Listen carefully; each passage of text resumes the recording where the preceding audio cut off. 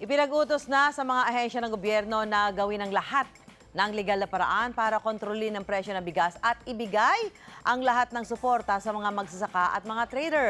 Pero bakit nga ba tumataas ang presyo ng bigas kahit sapat naman daw ang supply nito? Yan ang ating tatalakayin kasama ang ating kapuso sa batas, Attorney Gabby Concepcion. Good morning, Attorney Gabby. Good morning sa iyo, Ate Sue. Good morning, Attorney. Ito, sa batas, ano-ano nga ba yung maaari maging angkop na dahilan para magkaroon ng karapatan na magtaas ng presyo ang mga producer o nagtitinda, Attorney? Well, ideally, no, yung dapat na nagre-regulate ng mga presyo ng mga bilihin ay demand and supply talaga. Pero alam natin, we don't live in an ideal world. Kaya nga sa 1987 Constitution, meron ng provision na dapat ang mga consumer ang mamimili ay protektado pa rin ng pamahalaan. Pero hindi natin dapat na pagkaita naman ng mga businessmen na magkaroon ng fair return sa kanilang investment. Otherwise, mamamatay din naman ang mga business at mawawalan din ng mga gagawa o magbebenta ng mga bilihin. So actually, meron tayong batas katulad ng RA 7581 o yung Price Act na ang main target ay siguraduhin na ang presyo ng mga basic necessities at prime commodities ay reasonable sa lahat ng panahon. Kaya't alam natin na nagmo-monitor ng mga presyo ang DTI, ang Department of Agriculture, ang DOH, at saka ang Department of Energy. Kasi nagbabantay sila na wala namang mga unjust at unconscionable practices, ika nga, tulad ng hoarding, profiteering at cartels na magte-take advantage sa mga mamayan sa mga basic at prime commodities. Katulad nga asukal, bigas, sardinas, karne at iba pa. Siyempre sa mga non-essentials, 'di ba, mga luxury items, walang pakialam ang pamahalaan kahit taasan pa ng husto ang presyo ng mga ito. So yung pagtaas ng cost ng bilihin, inflation, demand at supply, lahat yan maaaring dahilan para tumaas ang presyo ng bilihin. Basta wag lang ito artificial o gawain ng mga unscrupulous sellers at profiteers na minamanipula nila ang natural na demand at ng supply para tumaas ang presyo. Attorney, kapag may dapat sunding SRP, ano ang malalabag na batas kung hindi ito susundin? May mga factors ba para i-exempt ang isang producer na hindi sundin ng SRP? Well, actually, ang dami naguguluhan dyan sa SRP na yan. Suggested nga eh. No, suggested nga.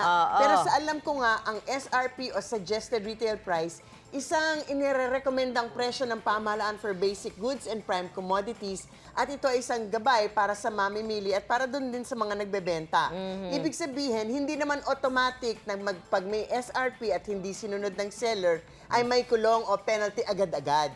Iba yung konsepto ng SRP sa price ceiling o freezing na mandatory at ginagawa lamang kung may state of emergency o calamity o kung meron ngang talamak na hoarding at profiteering. So pag ang isang seller ay hindi sumunod sa SRP, baka bigla siyang mapatawag sa principal's office, kumbaga. At dapat siya mag-explain kung bakit mahal ang pagbenta niya ng mga goods niya.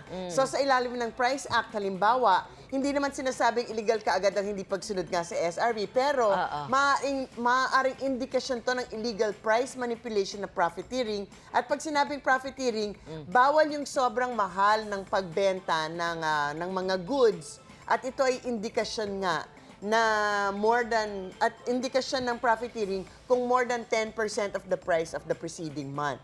So, yung profiteering kasi bawal yan pag sobrang mahal. Sobra pero na. only for basic and prime commodities. May mga iba rin nag-hoard ng bigas, supplier man yan o consumer. May tinatakda ba ang batas ko ano ang masasabing hoarding sa isang produkto gaya nga nitong bigas ngayon, Attorney? Well, yung tulad ng profiteering, yung hoarding, pinagbabawal din ng Price Act ng Republic Act 7581. Pag nag-hoard kasi ang isang tao, nawawala ng supply sa merkado, kaya tataas at tataas ng presyo ang bilihin. Artificial ang creation ng pagkawala ng supply tulad sa bigas, di ba? Tinatago nila sa warehouse ang sako-sakong bigas at ibebenta lamang pag tumaas na ang presyo nito.